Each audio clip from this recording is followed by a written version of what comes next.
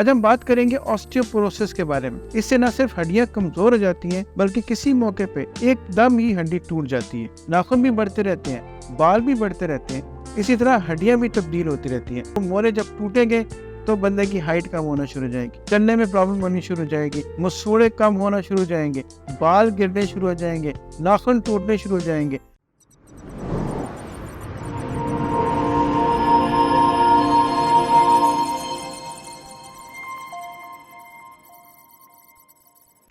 السلام علیکم جی، میرا نام ڈاکٹر شہزاد کریم ہے۔ میں انٹرنیشنل پین مینجمنٹ اسپیشلسٹ ہوں۔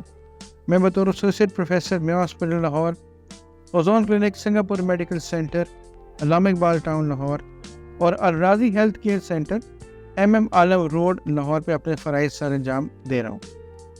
آج ہم بات کریں گے آسٹیوپوروسس کے بارے میں۔ آسٹیوپوروسس یعنی ہڈیوں کا بھربھرا پن۔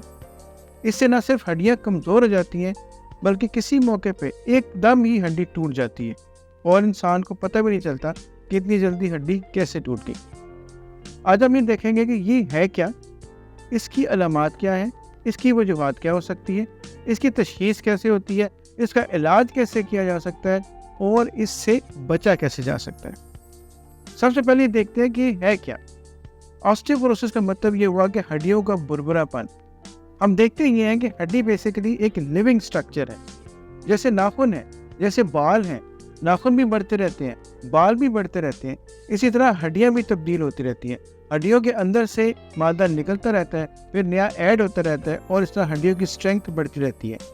بعض اوقات عمر کے زیادہ ہو جانے سے یا کسی اور وجہ سے، جو ہم بعد میں ذکر کریں گے، ہڈیوں کا جو ٹوٹنے کا عمل ہے، جو اس کے جذب ہونے کا عمل ہے، وہ زیادہ ہو جاتا ہے اور ہڈیوں کے بننے کا عمل کچھ کم ہو جاتا ہے۔ اسی کو آسٹیوپوروسس کہتے ہیں، اسی کو بھربھرا پن کہتے ہیں اور اسی سے ہڈیاں مضبوط نہیں رہتی، لہٰذا وہ جلدی ٹوٹ جاتی ہیں۔ اب ہم دیکھتے ہیں کہ اس کی علامات کیا ہیں۔ عام طور پہ یہ بیماری ان خواتین میں پائی جاتی ہے جن کی عمر 50 سال سے زیادہ ہے یا جن کا مینوپاز ہو چکا ہے، یا وہ مرد حضرات جن کی عمر اسی طرح 50-55 سال سے زیادہ ہے۔ اس میں ہوتا یہ ہے کہ ہارمونز کی کمی آنا شروع ہو جاتی ہے۔ عورتوں میں ایسٹروجن اور مردوں میں ٹیسٹوسٹیرون کے لیولز کم ہونے شروع ہو جاتے ہیں، اور یہ دونوں ہارمونز وہ ہیں جو ہڈیوں کو مضبوط کرنے میں اپنا کردار ادا کرتے ہیں۔ پتہ کیسے چلے گا؟ سارے جسم میں دردیں ہونی شروع ہو جائیں گی، تمام پٹھوں میں دردیں ہوتی رہیں گی جن کی کوئی وجہ نہیں ہوگی۔ بندہ آگے کو جھکنا شروع کر دے گا، اور آگے جھکنے کی وجہ یہ ہوتی ہے کہ جو موڑے ہوتے ہیں وہ بیٹھنا شروع کر دیتے ہیں، جس سے بندہ آگے جھکنا شروع ہو جاتا ہے۔ پھر ہائٹ کم ہونی شروع ہو جائے گی۔ اس کا مطلب یہ ہوا کہ جو پرانے کپڑے ہیں وہ بڑے ہونے شروع ہو جائیں گے۔ یعنی جب ہائٹ کم ہونے کا مطلب یہ ہوا کہ جو موڑے جب ٹوٹیں گے تو بندے کی ہائٹ کم ہونا شروع ہو جائے گی، چلنے میں پرابلم ہونی شروع ہو جائے گی، مسوڑے کم ہونا شروع ہو جائیں گے، بال گرنے شروع ہو جائیں گے، ناخن ٹوٹنے شروع ہو جائیں گے۔ تو یہ وہ علامات ہیں جو اس بات پہ ظاہر کرتی ہیں کہ اندر جسم کے کیلشیم کا لیول کم ہے اور ہڈیوں کے توڑ پھوڑ کا عمل شروع ہو چکا ہے، اور یہ وہ موقع ہے جب ہمیں اس کا تشخیص بھی کرنی چاہیے اور اس کا علاج بھی کرنا چاہیے۔ اگلی بات ہم دیکھیں گے کہ اس کی وجہ کیا ہو سکتی ہے۔